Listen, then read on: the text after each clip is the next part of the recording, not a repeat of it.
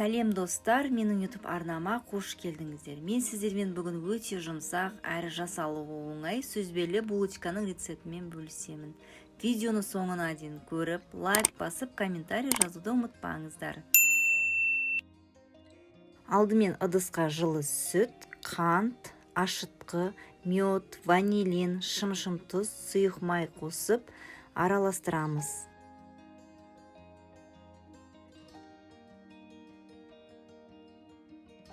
Енді осы сұйық қоспамыздың үстіне ұн қосып, қамыр елейміз.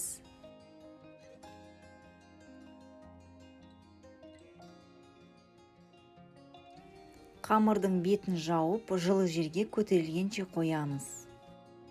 Қамырымыз көтерілгенге дейін начинкасын дайындап аламыз. Ол үшін сүзбемізге қант, ванилин қосып, блендердің көмегі арқылы блендерлеп аламыз.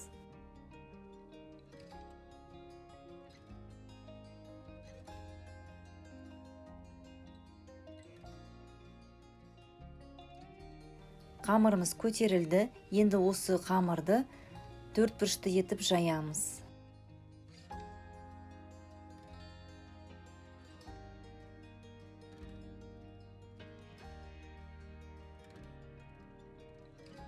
Қамырымыздың арасына бөлме температурасындағы сары майымызды жағамыз.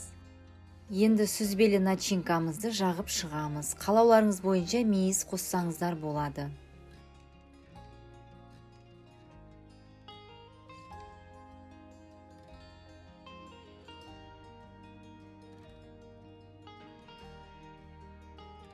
Начинкаларымызды жағып шықтық. Енді осы қамырды видеодағыда рулет қып орап аламыз.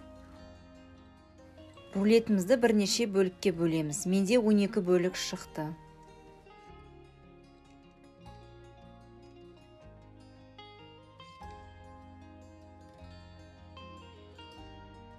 Булочкаларымызды оңға аунатып, пергамент төселген формамыздың үстіне орналастырамыз. Булочкаларымызды енді бетін жауып, расстойкаға 20 минутқа қоямыз. Булочкаларымыз расстойкада тұрды. Енді осы булочкалардың үстінен жұмыртқаның сарысын жағып шығамыз.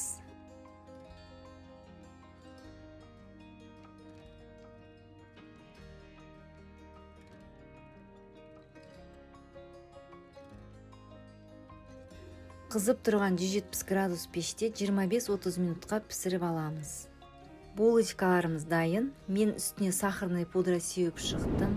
Үйде жасап көріңіздер. Сіздермен болған Айнұр. Сау болыңыздар.